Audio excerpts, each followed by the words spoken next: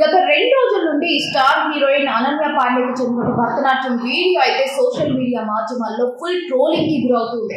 అసలు ఏం జరిగిందంటే Ananya Pandey lead role act చేసిన చాంద్ మేరా దిల్ మూవీ అయితే రీసెంట్ గానే రిలీజ్ అయింది.